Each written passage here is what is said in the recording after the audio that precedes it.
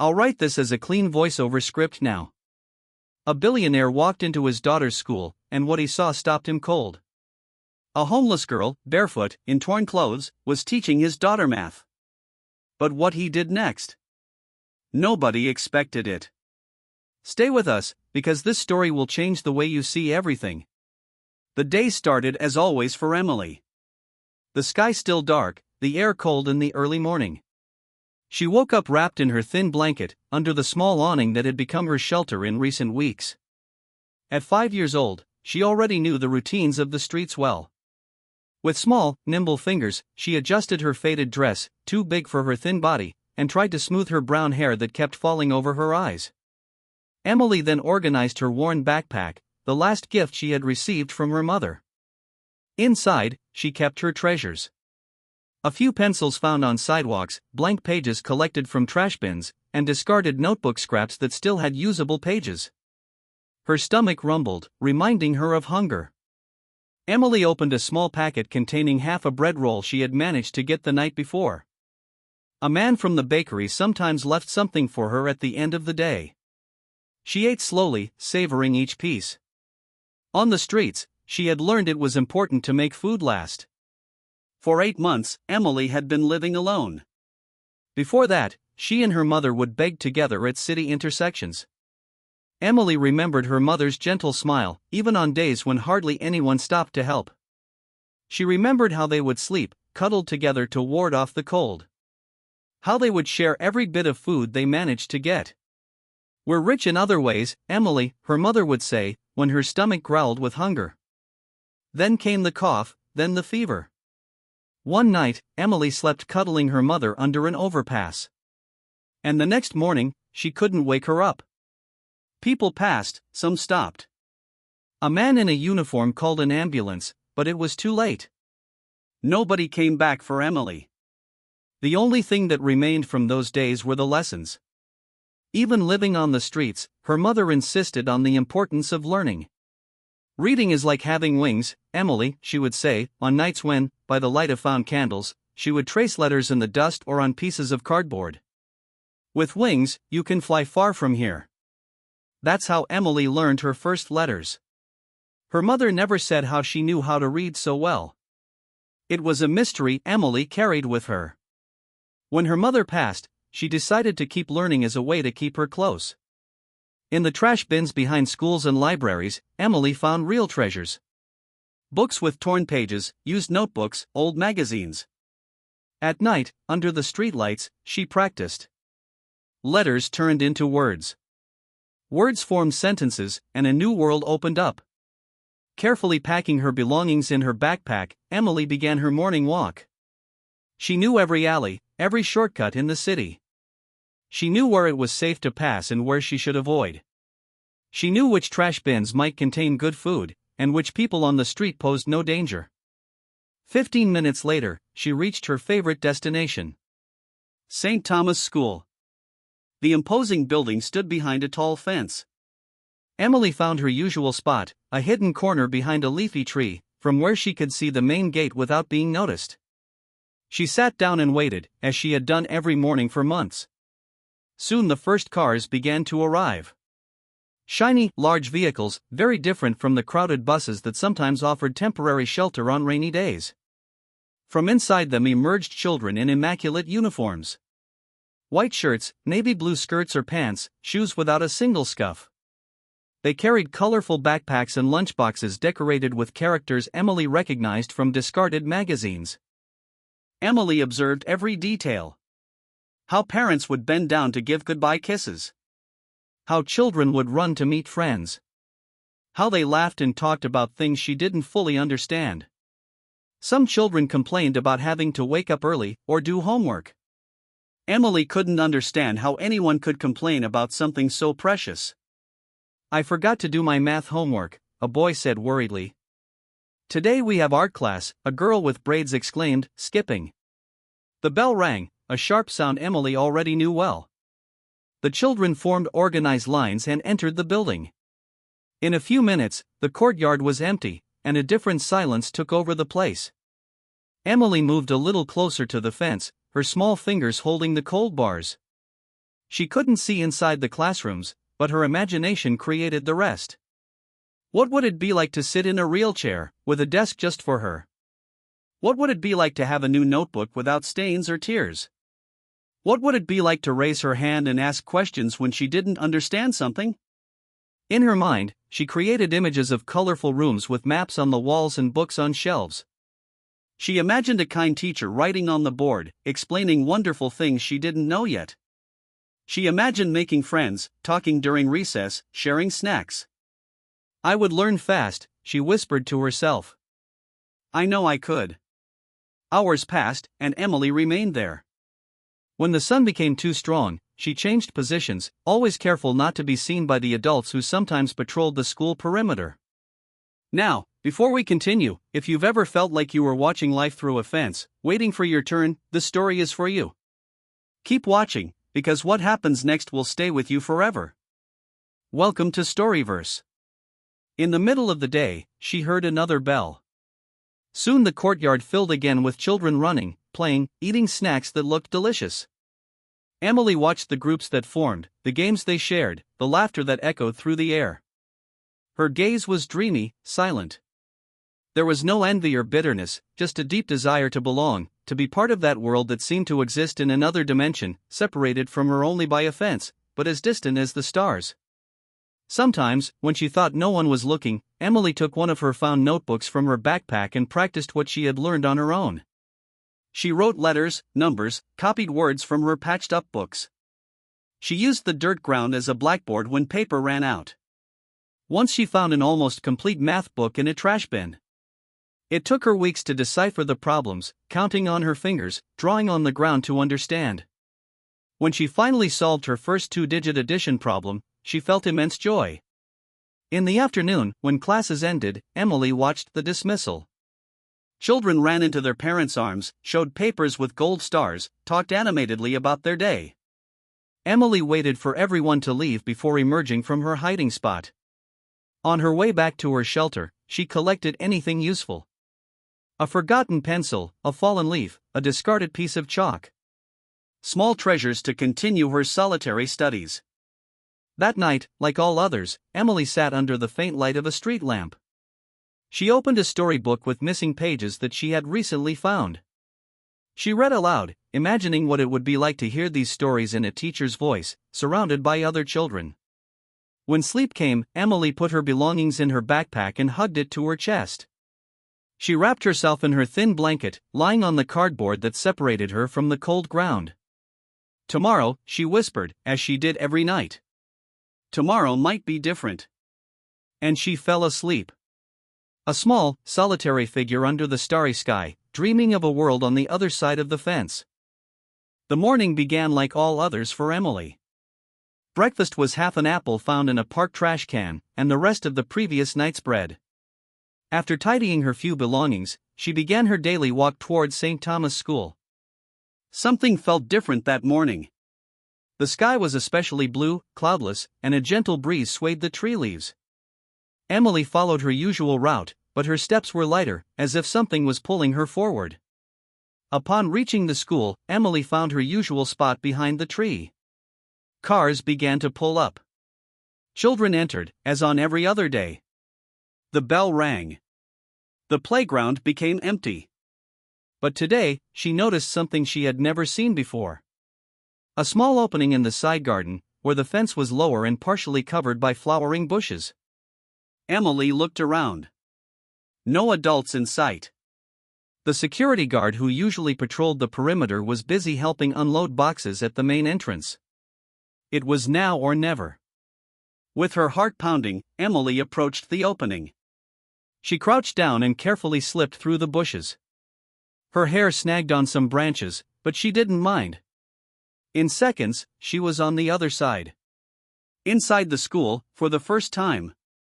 The garden was even more beautiful from the inside. Colorful flowers in well-maintained beds, trees offering cool shade, the grass so green and soft under her bare feet. Emily stood still for a moment, just feeling. It was like entering one of the magical worlds from the book she found. The sound of a saw broke the enchantment. Emily turned towards the noise. On a wooden bench, partially hidden by a bush, a girl her age was sitting. She wore the school uniform, white shirt, navy blue skirt, and had blonde hair tied in two perfect braids. She held an open notebook and looked frustrated. Emily hesitated. Should she hide? Run back to her side of the fence? But something in the girl's expression made her approach. With silent steps, Emily got close enough to see what the girl was looking at with such concentration. It was a math worksheet. Simple addition problems, the kind Emily had learned in one of the discarded notebooks she'd found. The girl looked up, startled to notice Emily's presence. For an instant, they just stared at each other. Two 5-year-old girls, so different, and yet so alike. "Who are you?" the girl asked quickly, wiping away a tear. "I haven't seen you in our class." Emily swallowed hard. Should she run? But those blue eyes showed no fear or anger, just curiosity. "My name is Emily," she replied in a quiet voice. "I don't study here." The girl frowned, confused. "Then what are you doing here? And why are your clothes so dirty?" Emily looked down at her faded dress, suddenly aware of the stains and small tears. She felt her face flush with embarrassment. "I just wanted to see what a school looked like inside," she murmured, taking a step back, ready to run. "Wait," the girl said. "I'm sorry. I didn't mean to be rude. My name is Sophie." Emily stopped. Sophie smiled shyly and patted the empty spot next to her on the bench. "Want to sit?" "I'm trying to do this homework, but it's really hard. The teacher will be mad if I don't finish." Emily approached cautiously and sat on the edge of the bench. She peeked at Sophie's notebook. 5 plus 3 was written on the first line. Sophie had made several tally marks next to it, trying to count. "Can I help?" Emily offered. "I know how to do sums." Sophie looked surprised. "You do? But you don't study here." Emily smiled for the first time. "I don't need to study here to know. Can I show you?" Sophie pushed the notebook towards Emily, who carefully picked up the pencil as if it were something precious. "Look, it's like this," Emily explained. "You have 3 fingers here, right?" She held up 3 fingers on her left hand. "And 5 more here." She held up all the fingers on her right hand. "Now count them all together." Sophie counted her fingers one by one. 1, 2, 3. She continued until the last finger. 8. The answer is 8. "That's right." Emily smiled. "Now try the next one by yourself." Sophie looked at the next problem. 4 plus 2. She held up 4 fingers on one hand and 2 on the other, counting aloud. 1, 2, 3, 4, 5, 6. "It's 6. See? You can do it," Emily encouraged. Sophie's eyes sparkled. Quickly, she solved the next problems with the help of her fingers, exclaiming happily each time she found the answer. "How did you learn that?" Sophie asked, genuinely curious. "You're so smart." Emily hesitated. No one had ever told her she was smart, except her mother. "I learned by myself, with books I find." "By yourself? Without a teacher?" Sophie seemed amazed. "I couldn't do that. You must be like those genius kids on TV." Emily laughed. A soft sound she rarely heard herself make. "I'm not a genius. I just like to learn." The two continued talking. Sophie told her about her teacher, her classmates, the music classes she loved. Emily listened with fascination, absorbing every detail of this world she only knew through the fence. "Where do you live?" Sophie eventually asked. Emily looked away. "Around." "Around where?" "In different places. Depends on the night." Sophie frowned, confused. "What do you mean? You don't have a home?" Before Emily could answer, they heard approaching footsteps. A woman in a school uniform appeared around the corner of the garden. When she saw Emily, her expression changed. Who are you? How did you get in here? She asked in a firm voice, approaching quickly. Emily jumped up, ready to run, but Sophie held her hand. She's my friend, Miss Peterson, Sophie explained. She helped me with math. The staff member looked Emily up and down, noticing her worn clothes and bare feet. This area is for students and staff only, Miss Peterson said, her voice softer but still firm. I'll have to ask you to come with me to the principal's office. Panic surged in Emily's chest. Principal's office meant trouble. Trouble meant police. And police meant, she didn't even want to think about it. Please, she was just helping me, Sophie insisted, still holding Emily's hand. I'm sure she was, dear, but there are rules. Is there a problem here? A new voice joined the conversation. A tall man in a dark suit with brown hair approached the group. His eyes, Emily noticed, were identical to Sophie's. Mr. Miller, the staff member greeted. I was just dealing with a situation. This girl entered school property without authorization. Daddy, Sophie exclaimed, running to hug the man. This is my new friend Emily. She's super smart. She taught me how to do sums on my fingers. Mr. Miller, David, looked at Emily with curiosity. His eyes scanned her worn clothes, her messy hair, her bare feet. But unlike many adults Emily had met on the streets, his gaze held no disgust or contempt. Only a gentle curiosity. Is that right? He asked, bending down to his daughter's height. Well, that's wonderful that you found such a good teacher. The staff member cleared her throat. Mr. Miller, even so, we need to follow protocol. We don't know how she got in, and... It's fine, David interrupted with a polite smile. I'll handle it. Miss Peterson looked uncertain. Are you sure? She's clearly not a student, and we need to. I'm sure, David affirmed firmly, but still smiling. I'll take full responsibility. Thank you for your concern, Miss Peterson. The staff member hesitated for another moment, then nodded and walked away, not without casting one last suspicious glance at Emily. David turned to Emily, who remained motionless, ready to flee at the slightest sign of danger. So, you're the famous Emily, he said, extending his hand as if speaking to an adult. I'm David, Sophie's dad. Thank you for helping my daughter. Emily looked at the outstretched hand with suspicion. After a moment, she shook it briefly. It was nothing, she murmured. Daddy, Sophie said. Can we take Emily for a snack, please? She helped me so much. David looked at his watch, then at his daughter, and finally at Emily, whose stomach chose that moment to audibly rumble. You know what? That's a great idea, he said with a smile. Sophie, have you finished your homework? Yes, Emily taught me everything. Then let's go. I know a great diner nearby. Emily stood still, not understanding. I can leave. I don't want to cause trouble. What trouble? David asked gently. Sophie finished her homework. You helped. And a snack is a good way to say thank you. What do you think? Sophie took Emily's hand. Please come. They have the best milkshakes in the world. Emily looked at Sophie, then at David. Something in those kind eyes made her relax a little. Okay, she agreed in a low voice. Thank you. As they walked towards the gate, they passed other staff members who looked curiously at Emily.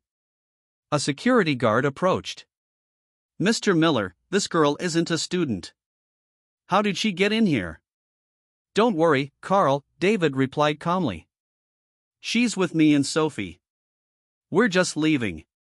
But sir, we didn't see her come in, and... It's fine, David repeated firmly. I'll handle it. The security guard hesitated, then nodded and opened the gate for them. The diner was only 2 blocks from the school. It was a cheerful place, with red booths and a jukebox playing soft music. Emily looked at everything with wide eyes. She had never been in a place like this before. David chose a table near the window and helped the girls sit down. A smiling waitress approached. Hi, Mr. Miller. And hello, Sophie. Who's your little friend? This is Emily, Sophie replied excitedly. She's my new friend, and she's super smart. Nice to meet you, Emily, the waitress smiled. What can I get you today? The usual for Sophie and me, David said. And for you, Emily. What would you like to eat? Emily looked at the menu with colorful pictures, unsure what to choose. Everything looked wonderful. Anything is fine, she mumbled. How about a burger with fries and a chocolate milkshake? It's Sophie's favorite. Emily nodded, unable to believe her luck. While they waited for their food, Sophie talked nonstop about school, her friends, her favorite classes. Emily listened, fascinated, occasionally asking questions. David observed their interaction, impressed by Emily's intelligence and the maturity in her comments.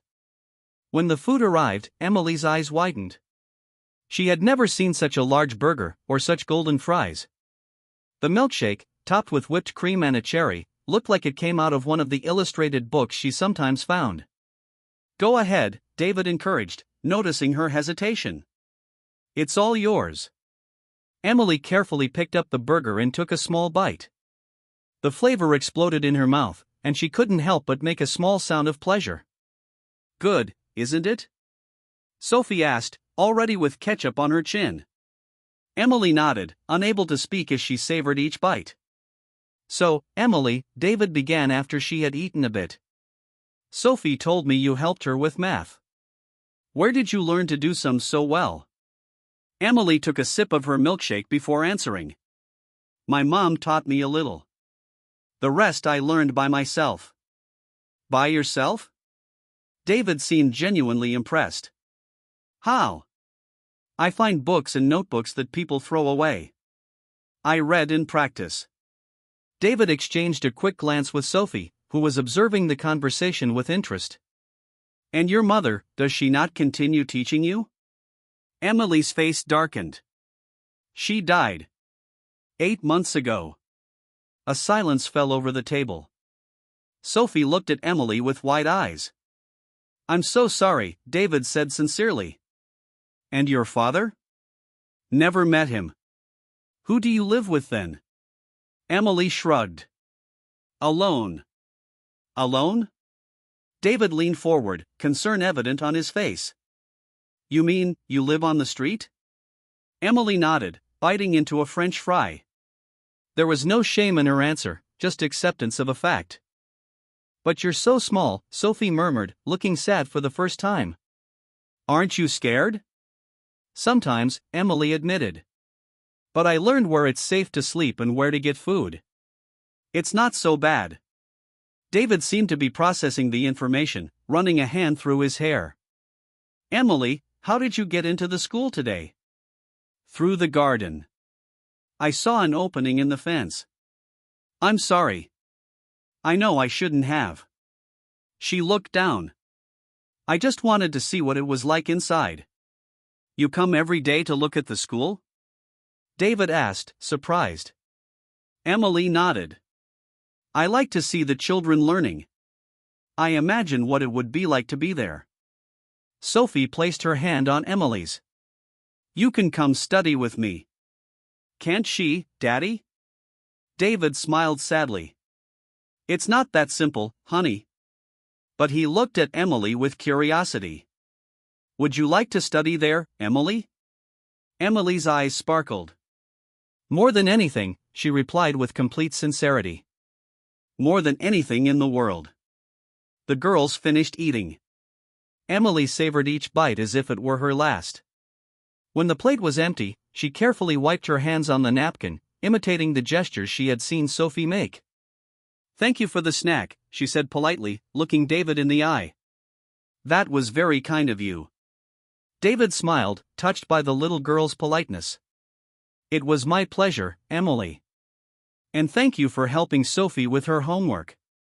Emily gave a small smile, adjusted her worn backpack, and stood up. I need to go now. Do you really have to go? Sophie asked, disappointed. We could play more. Emily hesitated, looking at David. Maybe another day, she replied softly. David also stood up, leaving some bills on the table. Can I walk you to, well, wherever you want to go? Emily shook her head. You don't have to. I know the way. Will we see each other again? Sophie asked, hopeful. Emily looked at the girl with perfect braids and clean clothes. So different from her, but who had somehow become her friend for a brief moment. Maybe, she replied with a small smile. With a final thank you, Emily turned and left the diner. David and Sophie watched her through the window as she walked down the sidewalk. A small, solitary figure, who soon disappeared into the crowd. David remained silent, watching the spot where Emily had disappeared. His face reflected a mix of emotions that Sophie didn't fully understand. After a moment, he took a deep breath and took his daughter's hand. Let's go, princess. It's time to head back. Meanwhile, Emily walked through the familiar streets, her steps lighter than they had been in months. The taste of the burger and milkshake still lingered in her mouth. And sweeter still was the memory of having been treated, for a few hours, like any other normal child. Just for today, she whispered to herself, a small smile on her lips. Today was different. The Miller house was in a quiet neighborhood with tree-lined streets and well-kept gardens. It was a two-story residence with large windows and a swing set in the backyard. The perfect place to raise a child, David thought, when he bought it after his wife Claire's death, 3 years ago. That night, after the unexpected encounter with Emily, David returned home earlier than usual. Normally, he worked late at the law firm where he was a partner, arriving home when Sophie was almost asleep. But today, something prompted him to leave at 6 o'clock sharp, canceling his last meeting. Sophie was in the living room playing with dolls, under the supervision of Mrs. Peterson, the nanny who looked after her after school. When she saw her father enter, the girl ran to him with a big smile. Daddy, you're home early. David picked her up, twirling her once before putting her down. Sophie's laughter was always the best medicine after a long day. I thought we could have dinner together tonight, he said, loosening his tie. How about it? Cool. Can I choose what we eat? Sophie asked, bouncing around him. Of course, princess. What do you want? Spaghetti with meatballs. Great choice. After dismissing Mrs. Peterson, David took a quick shower and changed from his suit into more comfortable clothes. In the kitchen, he and Sophie worked together to prepare dinner. He handled the sauce and meatballs while she set the table, placing the cutlery with the precision of someone on an important mission. During dinner, Sophie chatted about her day at school. Music class, where she played the xylophone. The drawing she made in art class. The boy who put a worm on the teacher's desk. David listened attentively, asking questions and laughing at the stories. But he noticed that something seemed to be distracting his daughter. After finishing recounting the class trip to the zoo planned for next week, Sophie suddenly fell silent, playing with the spaghetti on her plate. Is everything all right, honey? David asked. Sophie looked up, her expression serious. Something rare for the usually animated girl. Daddy, where do you think Emily is right now? The question took David by surprise. He hadn't expected his daughter to still be thinking about the girl they met earlier. I'm not sure, Sophie. She said she lives on the street, Sophie continued, her voice small. Does that mean she doesn't have a bed, or toys, or anyone to read her stories before bed? David felt a pang in his chest. He had explained to Sophie in simple terms what it meant for someone to be homeless. But it seemed that only now was the reality of it hitting the girl. Probably not, honey. Emily doesn't have the same things we have. Sophie frowned, seemingly processing the information. But she's so smart, Daddy. She taught me math better than the teacher. And she was kind to me, even though she didn't know me. Yes, she seems like a very special girl, David agreed, remembering the maturity with which Emily had spoken, the politeness with which she had thanked him for the snack, the patient way she had taught Sophie. It's not fair, Sophie declared suddenly, putting her fork down on the table with surprising force for a 5-year-old. It's not fair that she doesn't have a home and we have such a big one. David looked at his daughter, surprised by the indignation in her voice. Life isn't always fair, Sophie. But we can do something to help, can't we? Sophie's eyes lit up at the possibility. We have that empty room. And lots of toys I don't even use anymore. And you always say we should help those in need. David smiled slightly. That was something Claire always said, the importance of helping others when you have privileges. It was comforting to see that Sophie had absorbed that value, even at such a young age. Helping others is important. Yes, he agreed. So we can help Emily, Sophie insisted. Can we give her food and clothes, and maybe she could come live with us? David almost choked on the wine he was drinking. Sophie, it's not that simple. There are laws, procedures. We can't just bring a child to live with us. Why not?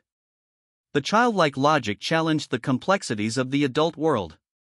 She has no one. We have space. And I've always wanted a sister. David took a deep breath.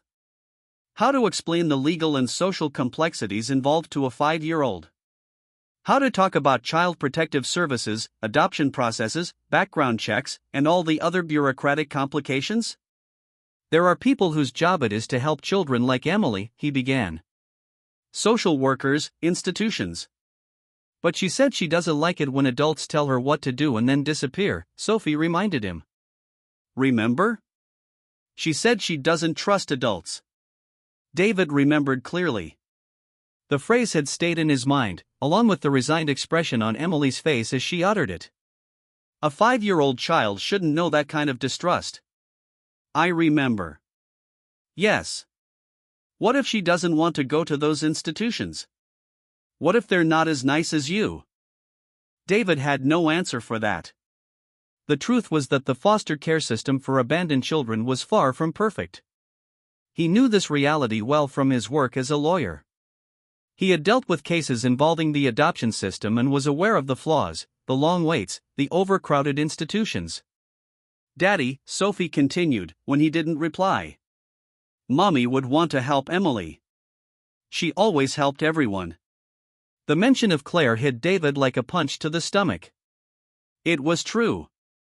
His late wife had a huge heart and was always involved in social causes. She wouldn't hesitate to help someone like Emily.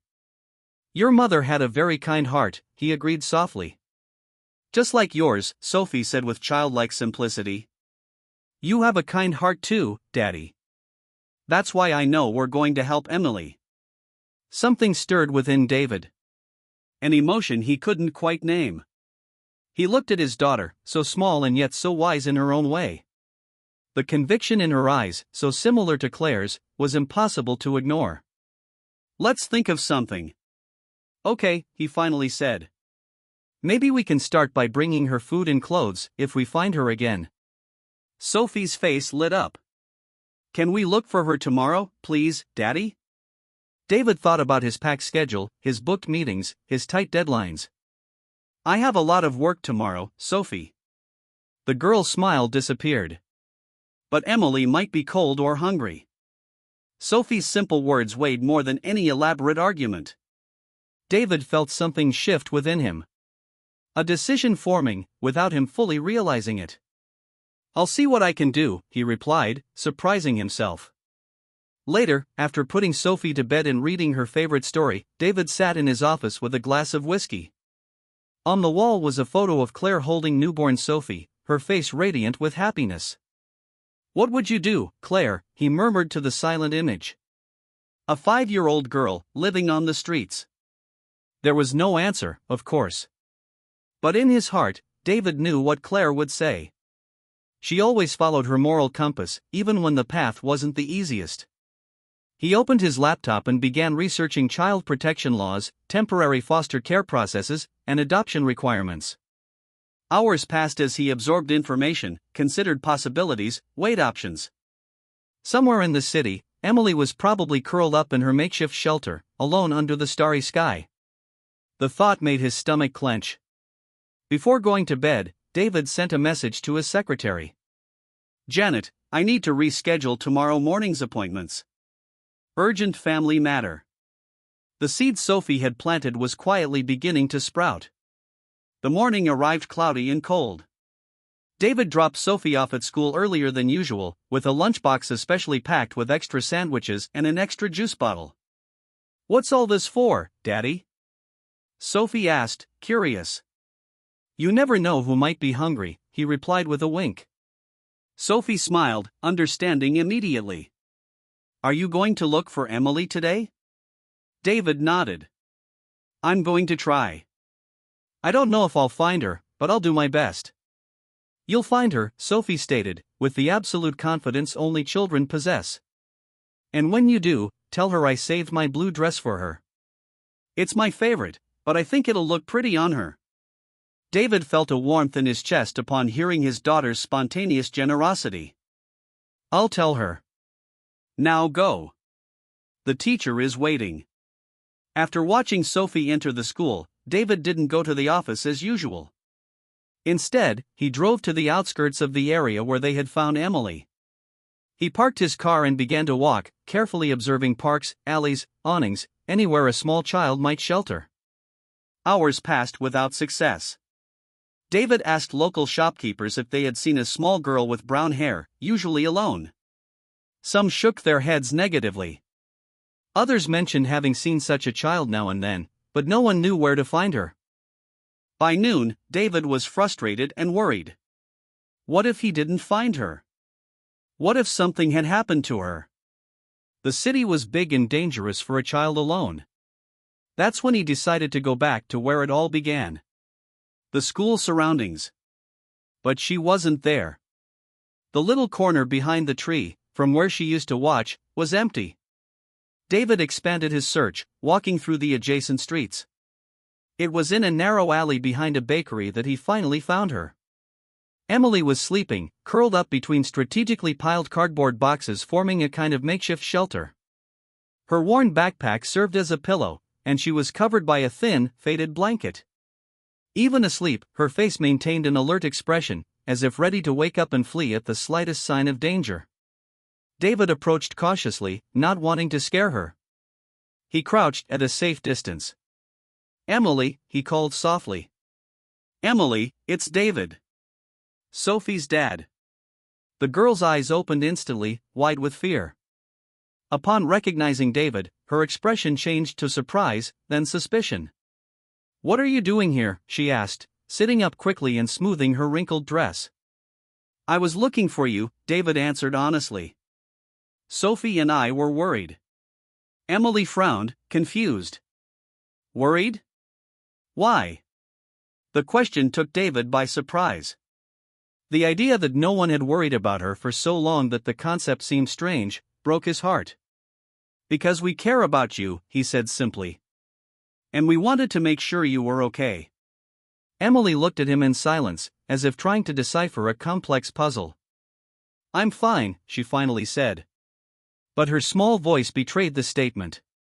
David noticed she was trembling slightly in the cold morning air. Her dress, the same as the day before, had new stains. And her bare feet were dirty. "Emily," David began, choosing his words carefully. "Sophie and I would like to invite you to stay with us for a while." The girl's eyes widened. "Stay at your house?" "Yes. We have a spare room. You'd have a comfortable bed, warm food, clean clothes. And Sophie would be very happy to have your company."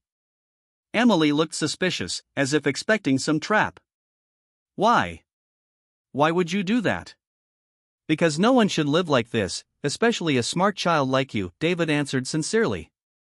"And because Sophie and I would be happy to help." Emily was silent for a long moment, thoughtful. "It wouldn't be forever," she finally said. "Adults always say they'll help, but then they change their minds." The cynical maturity in her voice was painful to hear. "I can't promise forever right now," David replied honestly. "But I can promise that while you're with us, you'll be treated with respect and care. And that we won't make any decisions about you without talking to you first." Emily seemed to consider the offer, the conflict clear on her young face. The desire for security fighting against the fear of trusting and being disappointed again. "Can I bring my books?" she finally asked, pointing to her backpack. David smiled, feeling a wave of relief. That's the first thing you'll bring, he assured her. Still hesitant, Emily began gathering her few belongings, carefully putting them in her backpack. David noticed that besides the books, she only had a few pieces of clothing, all in similar condition to the dress she was wearing. On the way to the car, Emily walked a little behind David, as if still ready to flee if necessary. But when he opened the car door for her, the girl got in without protest. "Now we're going to pick up Sophie from school," David explained. "She will be very happy to see you." At school, Sophie waited in the playground with the other children. When she saw her father's car, she ran towards it. Then she noticed Emily in the passenger seat, and her eyes widened with joy. "Emily," she exclaimed, jumping with excitement. "Daddy found you. Are you coming to our house?" Emily looked at David, who nodded encouragingly. "For now," Emily replied cautiously. "How cool." Sophie hugged her father's legs. "Thank you, Daddy." The ride home was filled with Sophie's animated chatter, telling Emily about her room, her toys, the books they could read together. Emily responded with monosyllables, still trying to process the sudden change in her situation. The Miller house was larger than any place Emily had ever been. She stopped at the entrance, intimidated by the polished wooden stairs, the paintings on the walls, the sense of comfort and permanence that emanated from every corner. "Come on, I'll show you the bathroom," Sophie offered, taking Emily's hand. "Daddy said you can take a warm bath while he prepares lunch." The bath was a revelation for Emily. The warm water, the fragrant soap, the soft towels. Simple luxuries she hadn't experienced in months. When she finished, she found clean clothes folded on a stool. A dress of Sophie's, soft socks, and even new underwear, still with the tag. Dressed in with her hair still damp, Emily followed the smell of food to the kitchen. David was preparing sandwiches and a soup that made her stomach rumble. "Just in time," he smiled. "I hope you like tomato soup." During lunch, Emily ate slowly, savoring each spoonful. Sophie talked nonstop, explaining the house routine, the rules, few, Emily noted with relief, and all the plans she had for the two of them. "And then we can study together," Sophie concluded excitedly. "You can help me with math again." After lunch, Sophie took Emily to the guest room, now temporarily hers. It was a simple but comfortable room with a twin bed covered by a blue quilt, a small desk, and a wardrobe. "Daddy said we can decorate it any way you want," Sophie explained. "How about we make drawings to put on the wall?" Emily touched the soft quilt, still not quite believing it. "I've never had a room all to myself," she confessed in a low voice. "Now you do," Sophie smiled. "And look, I've put aside some of my toys and books for you. We can share." On the desk was a small pile of children's books, some toys, and a new set of colored pencils. "Are they for me?" Emily asked, her voice choked. "Of course. And there's more in my room. We can take turns." The girls spent the afternoon together. Sophie showed her book collection and was impressed when Emily read aloud with surprising fluency for her age. Afterwards, they sat at the kitchen table to do Sophie's homework, with Emily patiently explaining the math problems. David observed the interaction between the two with a smile, noticing how Emily visibly blossomed with each passing hour. Her back less tense, her face more expressive, a small smile appearing occasionally, like a plant finally finding sun after a long time in the shade. That night, after dinner, David found them both in Emily's room. Sophie was already in her pajamas, sitting on the bed next to Emily, who was reading a story aloud. "Bedtime, Sophie," he said softly. "But the story is at the best part," Sophie protested. "You can continue tomorrow. Emily needs to rest too." After Sophie finally went to her own room, David came back to check on Emily. The girl was sitting on the edge of the bed, still fully dressed, as if she didn't quite know what to do. "Is everything all right?" David asked. Emily nodded slowly. "It's strange," she said. "Such a big bed just for me." David smiled gently. "You'll get used to it," he assured her. "There's a pair of pajamas in the drawer. And if you need anything during the night, my room is the last one down the hall." Emily looked at him, her eyes wide and serious. "Why are you doing all this? Really?" David considered the question for a moment. "Because it's the right thing to do," he answered simply. "And because you deserve a safe place." When David left, Emily changed into her pajamas and lay down on the soft bed. The silence of the house was different from the silence of the streets. It wasn't threatening, but peaceful. There were no passing cars, no distant voices of strangers, no constant fear of being discovered. For the first time in 8 months, Emily fell asleep without fear. Wrapped in clean sheets, with a full stomach and the strange, almost forgotten feeling of safety. The Miller house, once too quiet for just 2 people, now had the voice of a new child within its walls. The first rays of sun peeked through the curtains when David woke up. Instinctively, he checked the clock. 6:30 in the morning. His usual time to start getting ready for work. But today, he paused for a moment, remembering he had a new resident in the house. Silently, he walked down the hall and stopped at the guest room door, now Emily's room.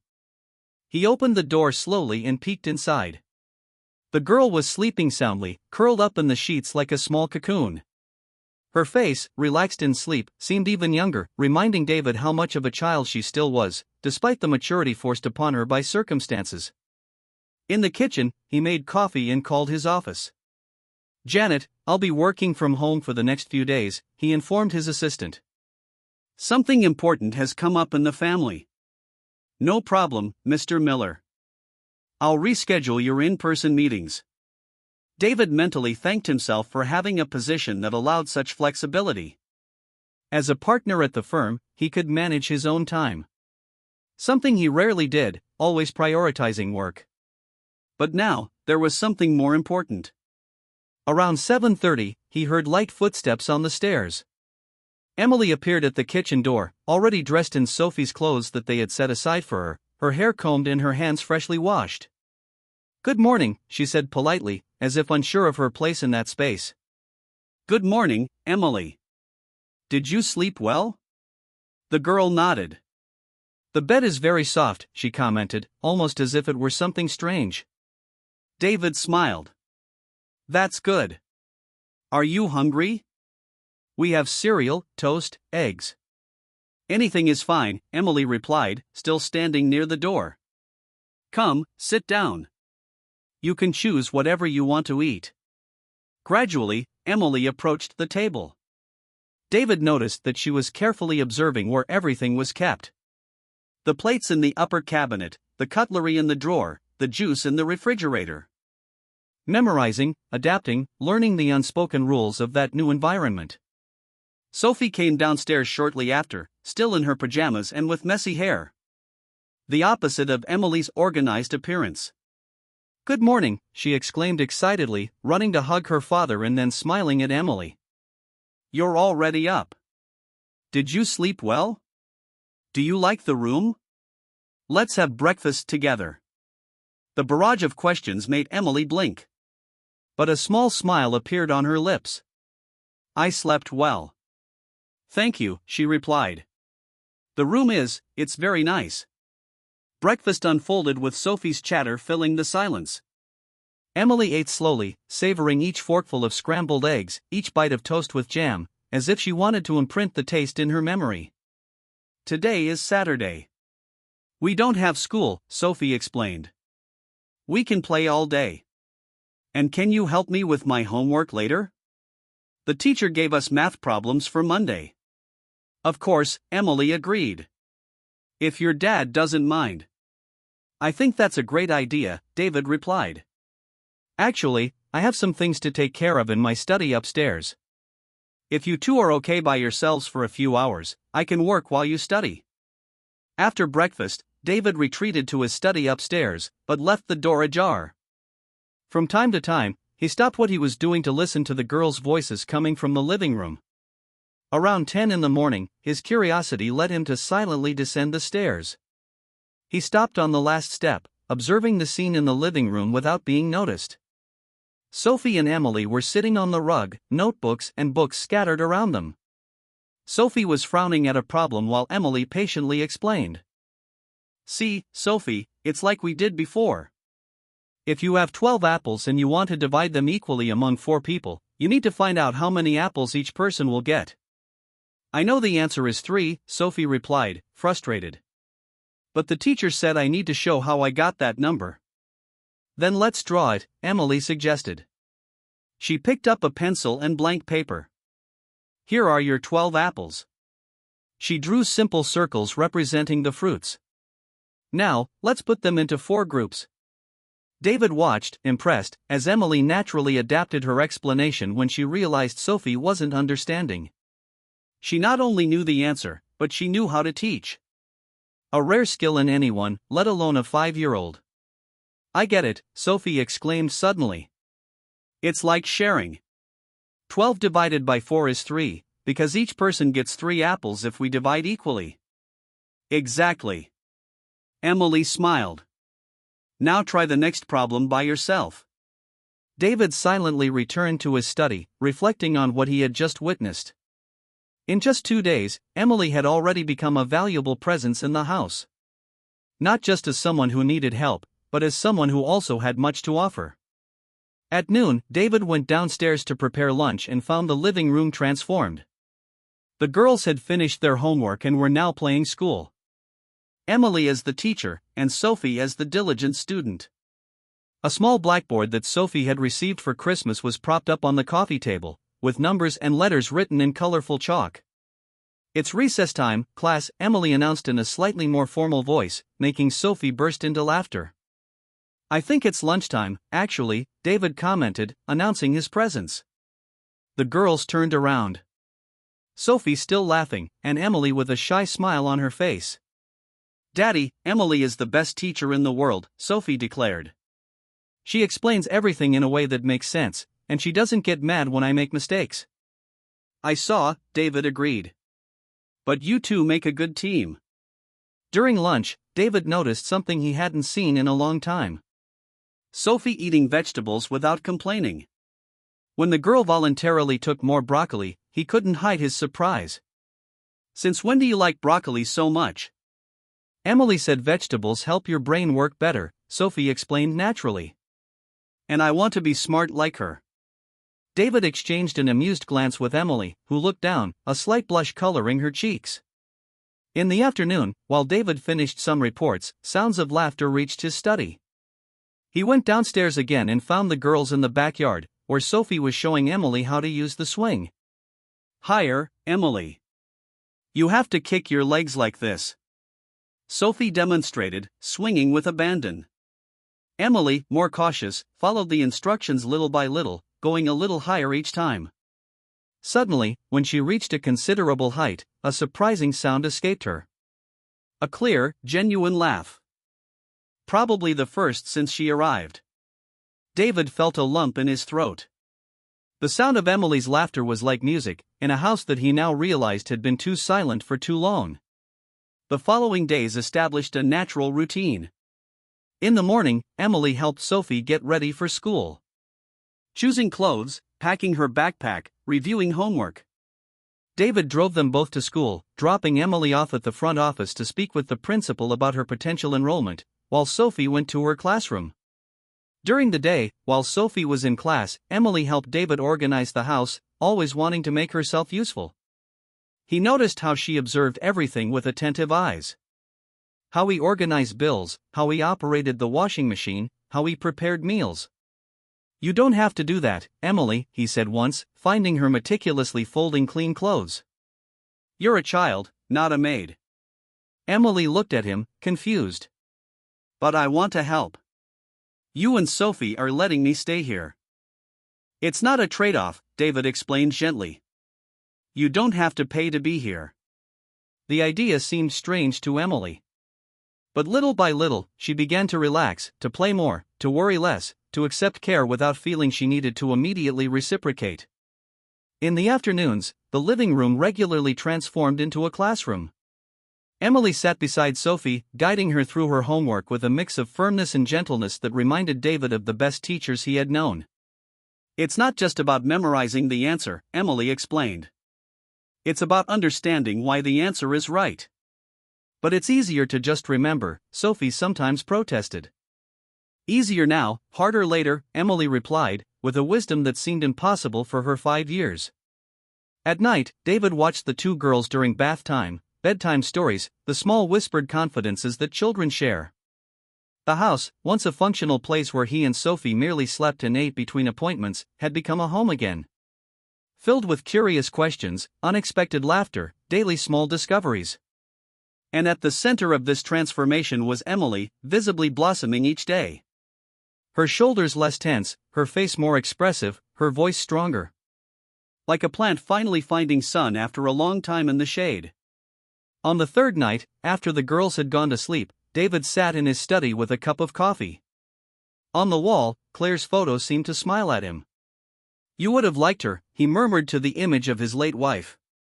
"She reminds me of you, you know. The same determination, the same kindness."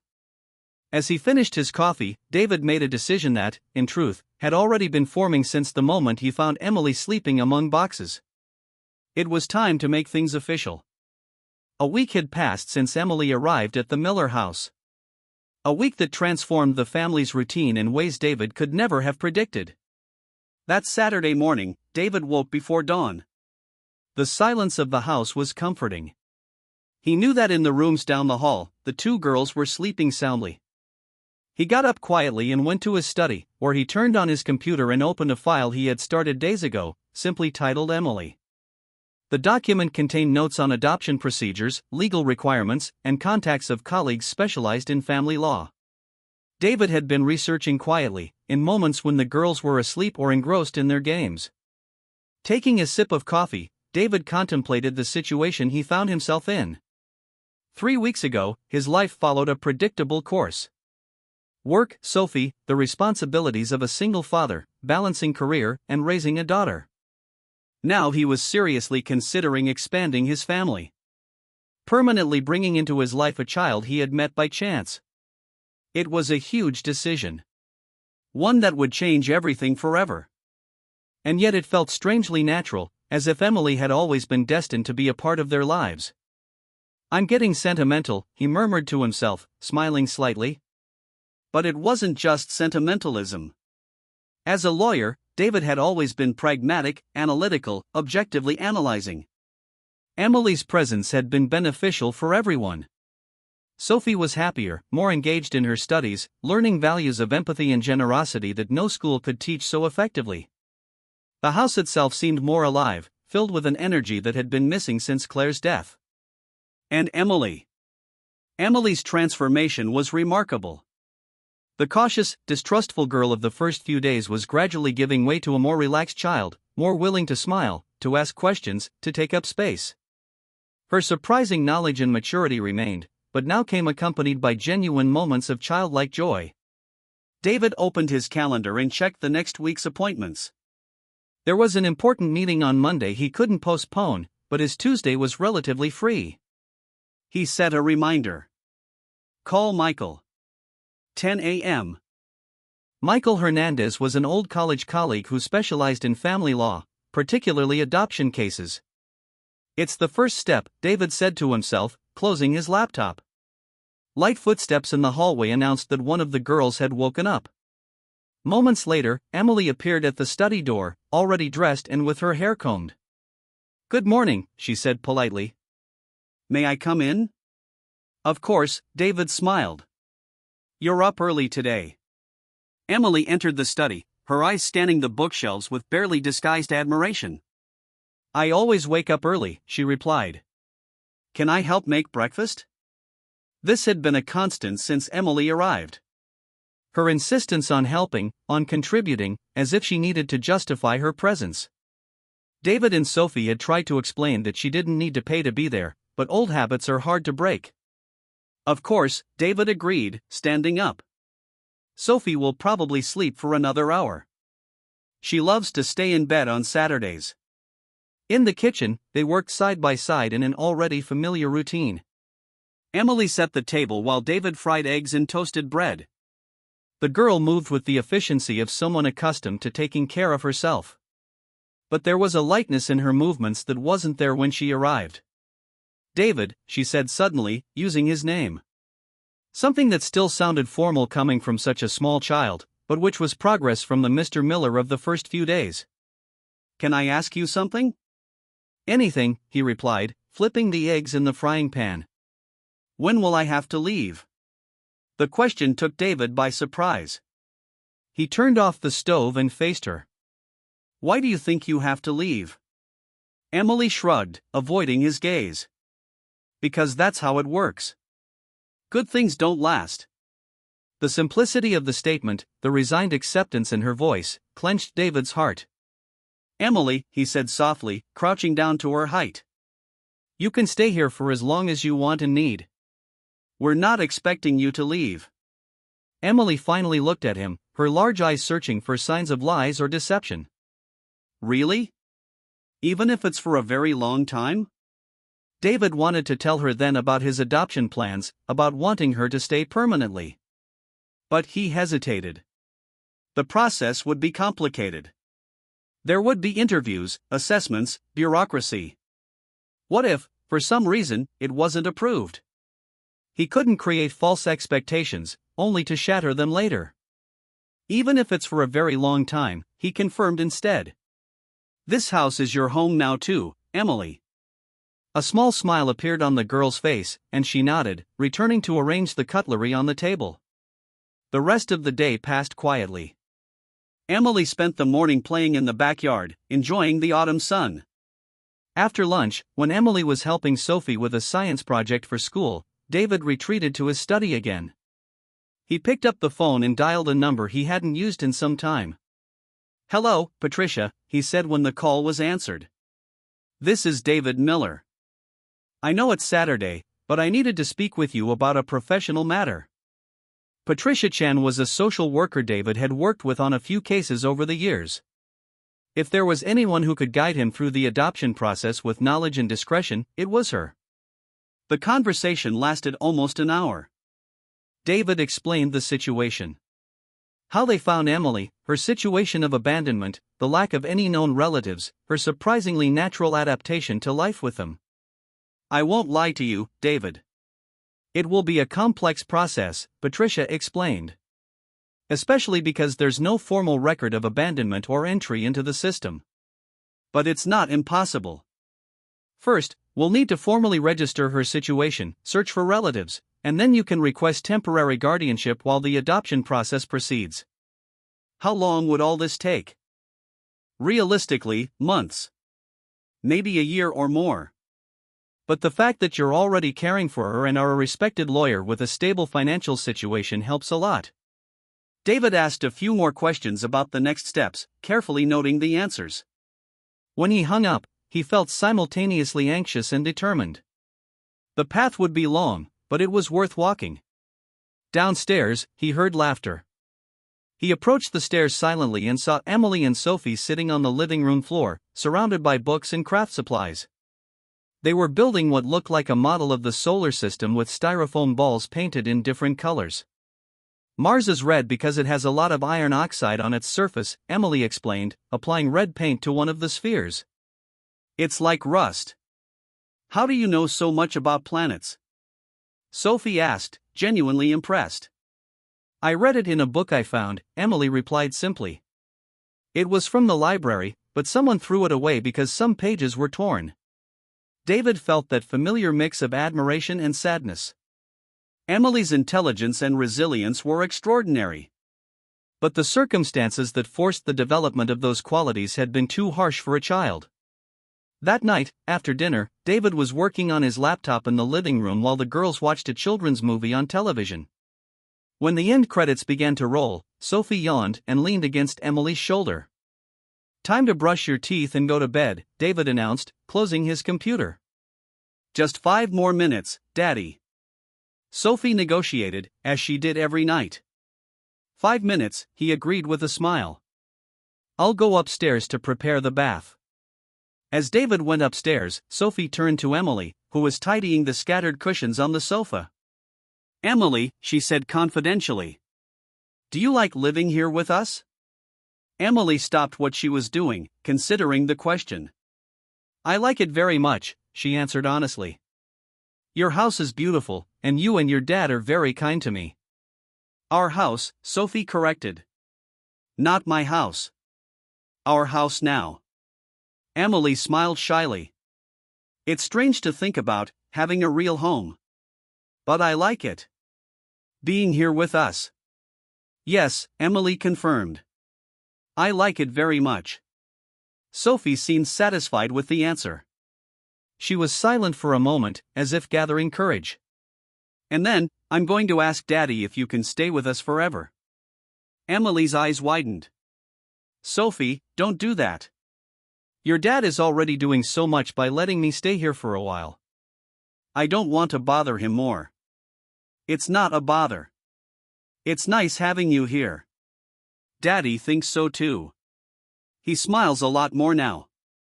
Before Emily could protest again, Sophie stood up and ran upstairs. Emily followed hesitantly, stopping halfway up the stairs when she heard voices coming from the bathroom where David was preparing the bathtub. Daddy! Sophie's voice sounded determined. Can I ask you something important? Of course, princess. What is it? Can Emily stay with us forever? There was a pause. Emily held her breath, her heart pounding in her chest. Part of her wanted to run. Not to hear the answer, to protect herself from the inevitable disappointment. But her feet remained glued to the step. If she wants to, yes. Emily covered her mouth with her hand, too surprised to move. Really? Sophie's voice was full of hope. She won't have to leave? No, Sophie. I'm working to make sure Emily can stay with us permanently, if that's what she wants. Like an adoption? Like in the movies? Yes, something like that. But it's a complicated process and it takes time. That's why I haven't mentioned anything yet. I don't want to create expectations before I'm sure. But you really want her to stay forever? Yes, Sophie. In just 1 week, I can't imagine our family without her anymore. Emily felt a tear run down her face, followed by another, and another. Family. The word echoed in her mind like a promise, almost too big to believe. I've always wanted a sister, Sophie declared, with the direct sincerity of children. I know, honey. And it looks like your wish might come true. But remember, this is between us for now, okay? There are still many things to sort out before we can talk to Emily. Okay, Daddy. It'll be our secret. Emily retreated silently, descending the stairs without a sound. She sat on the bottom step, trying to process what she had just heard. David wanted to adopt her. He wanted her to stay permanently, to be part of their family. After so much time alone. After so many nights feeling like she belonged nowhere, and to no one. The idea of a permanent home, of a family, seemed almost impossible to grasp. She heard footsteps approaching and quickly wiped her tears. Sophie appeared at the top of the stairs. Emily, what are you doing down there? Come on, Daddy said we can take a bath together today. Emily stood up, forcing a smile to hide her emotion. I'm coming, she replied, climbing the steps again. As she passed the bathroom door, her gaze met David's. For an instant, she had the impression that he knew she had overheard the conversation. There was a softness in his eyes, a quiet certainty, that made her feel safe. Later, in bed, Emily looked at the ceiling of her room. No longer the guest room, in her mind, but her room. Through the window, she could see a piece of the starry sky. She remembered how many nights she had spent looking at those same stars from very different places. Dark alleys, cold awnings, makeshift shelters. Now, wrapped in clean sheets, with a full stomach and a lighter heart than she could remember ever feeling, Emily allowed herself to believe that maybe, just maybe, good things could last. On the hallway wall, in a photo Emily had noticed on the first day, Claire Miller smiled, as if silently approving the expansion of her family. And in the master bedroom, David was finishing an email to Michael Hernandez, his friend and family law specialist. I need your guidance to initiate an adoption process. The girl in question is named Emily. She is 5 years old, and she has already transformed our lives in ways we never imagined possible. I want to do this right, with all the care and responsibility she deserves. Can we meet on Tuesday? This is the most important decision I've made since I decided to marry Claire. He sent the email and closed his laptop. In the hallway, he checked that Sophie was sleeping deeply, her face serene, a small smile on her lips. In the room next door, Emily had also fallen asleep, one hand firmly holding the book she was reading before bed. David adjusted the blanket over her and quietly left, leaving the door ajar, as she preferred. A sense of peace enveloped him. The quiet certainty that he was doing exactly what he should be doing. The seed planted by Sophie had blossomed into a decision he had never expected to make, but which now seemed the only possible one. The morning was clear when David parked his car in front of the imposing building where Michael Hernandez, his old college colleague and now respected family law attorney, kept his office. Emily's adoption process had officially begun 2 weeks prior, and this was the first follow-up meeting. The secretary led David to Michael's office, who greeted him with a firm handshake and a welcoming smile. "How are the girls?" Michael asked, gesturing to the chair in front of his desk. "Surprisingly well," David replied, settling in. "It's as if Emily has always been part of the family. Sophie treats her like a sister from day one. And Emily, well, she's blossoming in a way I didn't imagine was possible so quickly." Michael smiled, pleased. But his expression soon turned more serious. He opened a folder on the desk and adjusted his glasses. "David, we've done the preliminary investigations into Emily's legal situation," he began, scanning the documents. "We located her birth certificate and confirmed the passing of Rebecca Jenkins, her biological mother." "That's good, isn't it? It simplifies the adoption process." "Correct." Michael hesitated, and David immediately felt that something wasn't right. "For the most part, yes. But we found something that complicates the situation a bit." He slid a document across the table. "Emily has a living maternal grandmother. Margaret Jenkins, 65 years old, residing in Ridgewood, about an hour from here." David picked up the paper, feeling as if the floor had disappeared beneath him. A grandmother. Someone with blood ties to Emily. Someone with priority legal rights. "Emily never mentioned a grandmother," he said, more to himself than to Michael. "It's possible she didn't know about her existence, or that they lost touch a long time ago," Michael explained. "But legally, we need to notify Miss Jenkins about the adoption process. As a direct blood relative, she has priority in the matter of custody, unless she formally waives that right." David nodded slowly, understanding the situation as a lawyer, but feeling growing anxiety as Emily's potential father. "What if she wants custody?" he asked, his voice lower than he intended. "The court will consider various factors. The grandmother's age, her financial and health conditions, and most importantly, Emily's best interest. The fact that the girl is already adjusted to your home and has a bond with you and Sophie will be taken into account." Michael paused. "But let's not get ahead of ourselves. First, we need to contact Miss Jenkins." On the way back home, David wrestled with conflicting feelings. As a lawyer, he perfectly understood the need to contact all biological relatives before proceeding with an adoption. As a father, he feared losing the girl he already considered part of his family. That night, he watched Emily and Sophie playing in the living room, building a fort with cushions and blankets. Emily's laughter, once so rare, now regularly filled the house. How could he explain to her that there was a grandmother who might want to take her away? He decided not to say anything until he had more information. He didn't want to cause unnecessary anxiety in Emily, who had already faced too much abandonment in her short life. The next day, after dropping the girls off at school, Emily was informally attending some classes while the official documents were processed. David drove to Ridgewood, following the address provided by Michael. Margaret Jenkins' house was modest but well kept, with a small front garden where roses were beginning to bloom despite the late autumn. With a racing heart, David rang the doorbell. After a few moments, a gray-haired lady answered the door. She had piercing blue eyes that immediately reminded him of Emily's. Observant, intelligent, with a certain weariness. "Miss Jenkins? Margaret Jenkins?" "Yes, that's me." She examined him with curiosity. "How can I help you?" "My name is David Miller.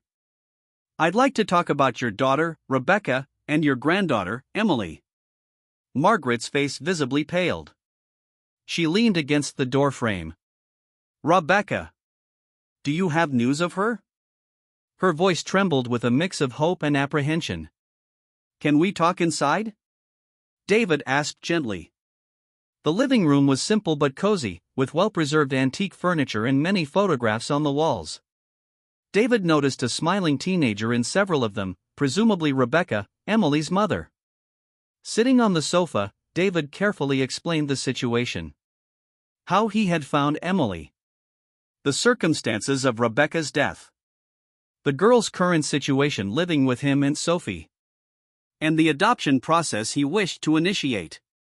Margaret listened in silence, tears streaming freely down her wrinkled face. "Rebecca dead. And a granddaughter I never knew existed." She shook her head, incredulous.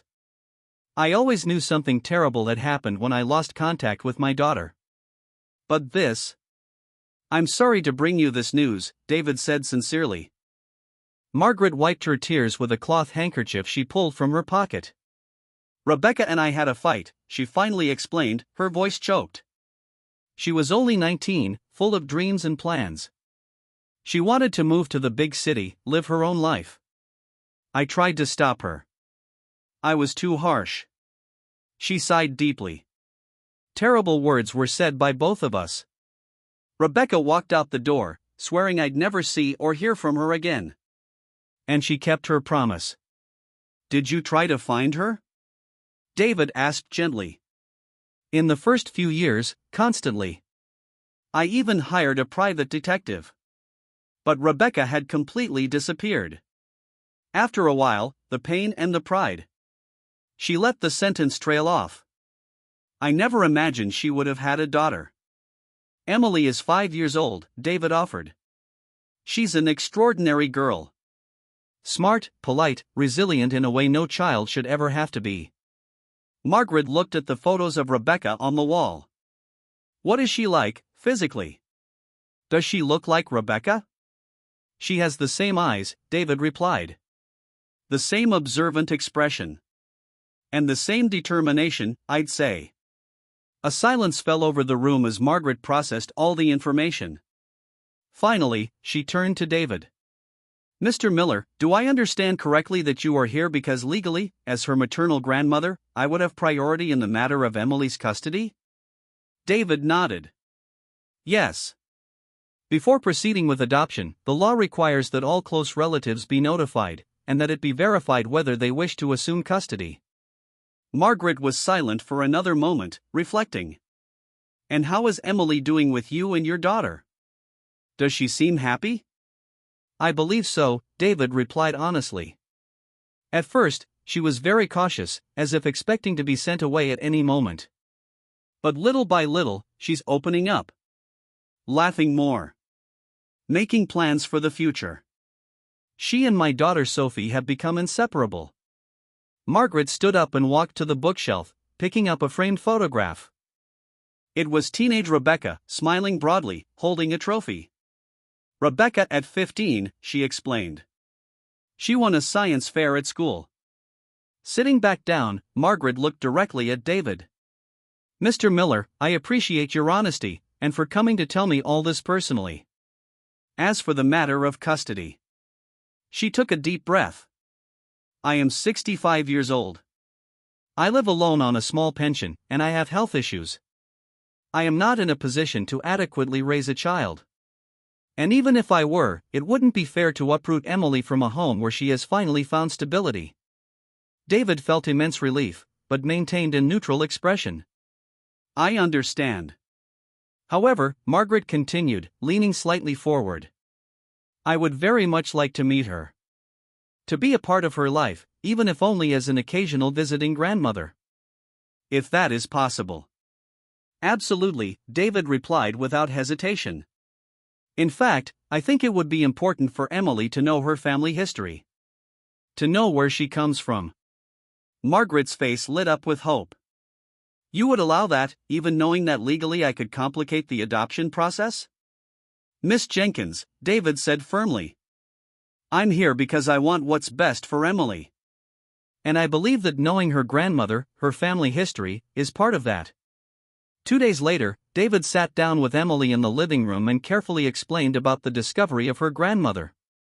The girl listened in silence, her large eyes fixed on David's face, processing each word. So, my mother had a mother, she finally said, as if testing the idea. Yes. We all do, David replied gently. And she wants to meet me. Why? Because you are her daughter's daughter.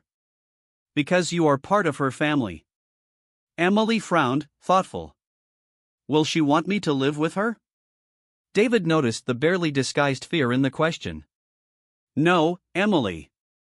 Margaret understands that your home is here now, with us. She just wants to meet you. Maybe be a part of your life as your grandmother. Emily seemed to reflect deeply on this, her small face serious, as it usually got when she was solving a difficult problem. Can I think about it? She finally asked. Of course, David replied, surprised once again by her maturity. Take all the time you need. It was Sophie, in the end, who convinced Emily to meet her grandmother. If she's your grandma, then she's like a grandma to me too, isn't she? Sophie asked during breakfast, 2 days after the initial conversation. I've never had a grandma.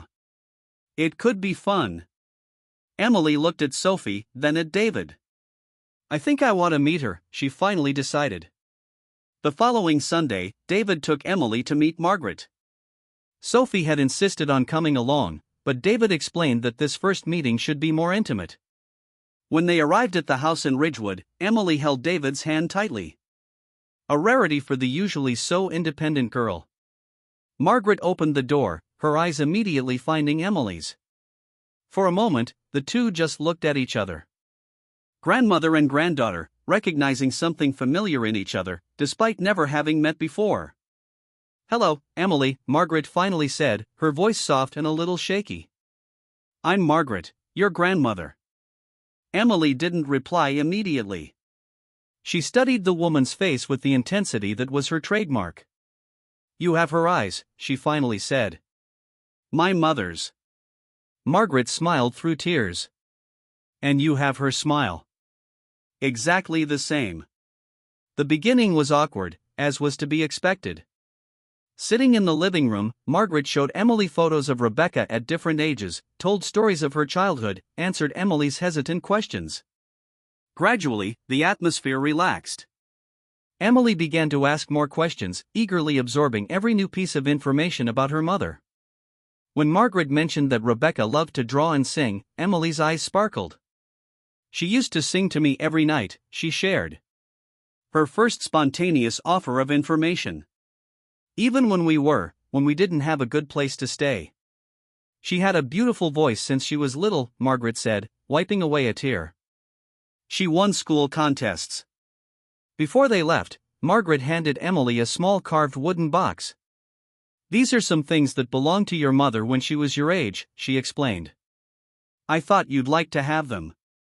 Inside the box was a small children's bracelet, some colorful hair ribbons, a diary with the first pages filled with Rebecca's childlike handwriting, and a photo of her at 5 years old, smiling with missing front teeth. Just like Emily. Thank you, Emily said, holding the box with reverence. On their way out, Margaret discreetly pulled David aside. Your lawyer sent me some documents, she said, handing him an envelope. About the formal relinquishment of custody. I've already signed everything.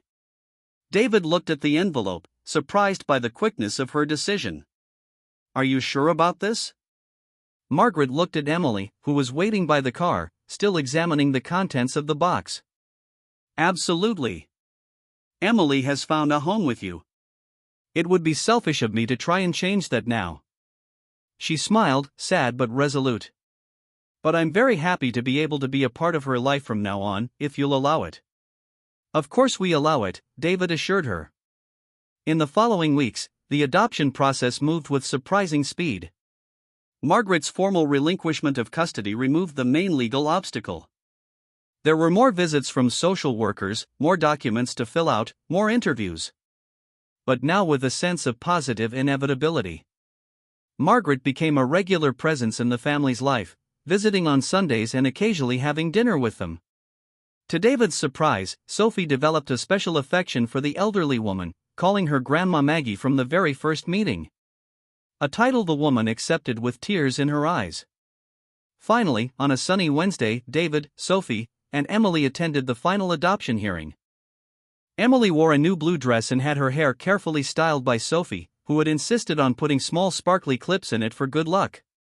Margaret was also present, sitting in the front row, smiling encouragingly. The judge, a middle-aged man with a kind expression, addressed Emily directly during the proceedings. "Emily, do you understand what's happening today?" Emily nodded, serious. "Mr. Miller will officially be my dad, and Sophie my sister." "And do you want that?" "More than anything," she replied, with a conviction that brought tears to David's eyes. When the judge finally declared the adoption complete and officially announced Emily Miller as the girl's new name, Sophie couldn't contain her excitement. "Now we're real sisters," she exclaimed, hugging Emily so tightly she almost knocked her over. Emily returned the hug, a genuine smile lighting her face, as she looked at David, then at Margaret, who watched the scene with a mix of joy and a gentle longing for what might have been. Emily's first official day of school was scheduled for the following week. David had completed all the necessary paperwork, bought her uniform, school supplies, and everything else she would need. The night before, he found Emily in her room, meticulously arranging her new backpack. Each pencil, each notebook, each book was positioned with absolute care. Her uniform hung on the closet door, perfectly pressed. "Nervous about tomorrow?" David asked, sitting on the edge of the bed. Emily shrugged, trying to appear indifferent. But her restless fingers betrayed her anxiety. "What if the other kids notice I'm different?" she finally asked, her voice small. "That I didn't belong anywhere before. That I used to stand outside just watching." "Emily," David began gently. "Everyone is different in some way. And as for belonging," he smiled, "you belong to this family now. You're a Miller, just as much as Sophie and I." At that moment, Sophie appeared at the door, still in her pajamas, her hair messy. "What are you talking about?" "Emily's a little nervous about school tomorrow," David explained. Sophie immediately entered the room and sat next to Emily. "You don't need to be nervous," she declared, with the unwavering confidence of a 5-year-old. "You're my sister. There's nothing to be ashamed of." Emily looked at Sophie, surprised by the simplicity and strength of that statement. "Your sister," she repeated softly. "Forever," Sophie confirmed. "And I'll be by your side the whole time. If anyone's mean to you, She made a fierce face that made Emily giggle. The next morning, David took the two girls to school. Emily, wearing her new uniform, impeccable white shirt, navy blue skirt, white socks, and shiny black shoes, looked like a completely different being from the girl in worn clothes who used to watch the school through the fence. When they arrived at the main entrance, Emily hesitated for a moment, looking at the large building that for so long had been only a distant dream. "Ready?" David asked. Emily took a deep breath, took Sophie's hand, and nodded. "Ready." Together, the two girls walked through the front door. Emily, no longer a silent observer from the other side of the fence, but as a student, as a Miller, as someone who finally belonged. That night, the family had dinner together, with Margaret as a special guest, to celebrate Emily's first day at school. The girl excitedly talked about her teacher, her new classmates, and how she had surprised everyone by easily solving math problems that the rest of the class found difficult. "And the teacher said she's never seen anyone learn so fast," Sophie exclaimed, proud of her sister. "Don't exaggerate, Sophie," Emily murmured, blushing slightly, but visibly pleased. "I think we might need to talk about skipping a grade," David commented, smiling.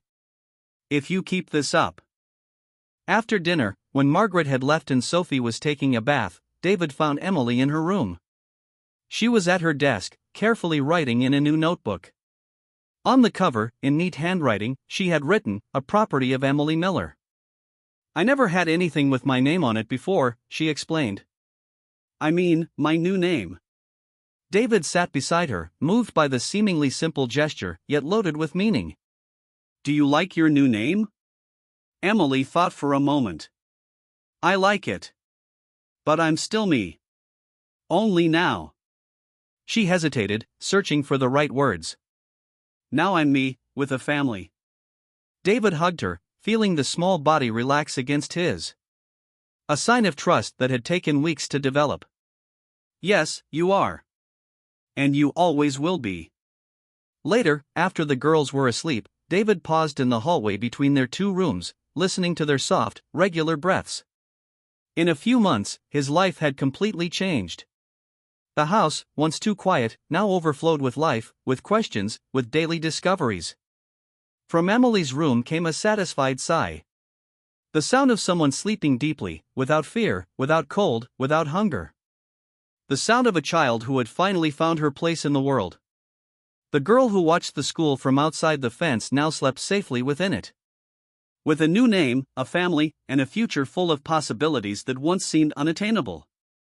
On her desk, the notebook with her new name remained open, the first page already filled with her careful handwriting. Today was my first day as Emily Miller. Today was the first day of the rest of my life. If this story touched your heart, subscribe to StoryVerse and turn on notifications so you don't miss the next ones. Leave a like, because it helps this story reach more people. See you in the next one.